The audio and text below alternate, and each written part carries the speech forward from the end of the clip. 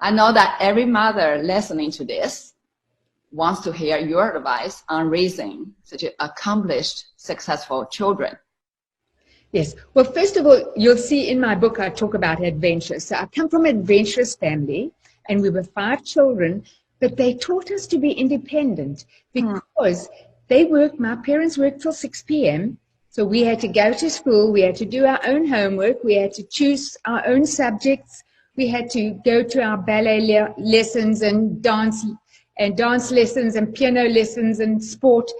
They had they were supportive because they had to cover the costs of the costumes, but they accepted we had to be responsible for ourselves. In the same way, with my children, I worked from 7:30 in the morning till sometimes 10:30 at night. Yeah. They had to be responsible for themselves, and they were. They chose their own subjects. They chose their own universities. I was a research officer at the University of Toronto. They could have come there and studied medicine for free. And instead, they got scholarships, they got loans, and they went to the universities to study what they wanted to do. And they are responsible for themselves, and I'm proud of them. You're very supportive, all your children, their own interests. That's great. So the second question is, in 10 days in China will be the Chinese National College Entrance Examination. This infecting hundreds, thousands students.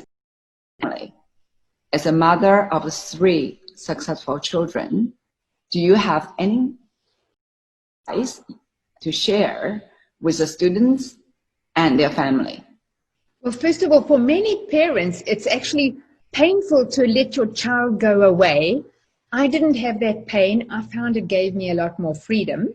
And then let the children choose what they want to study and be responsible for the results. I never nagged my children. I didn't ask them for the results.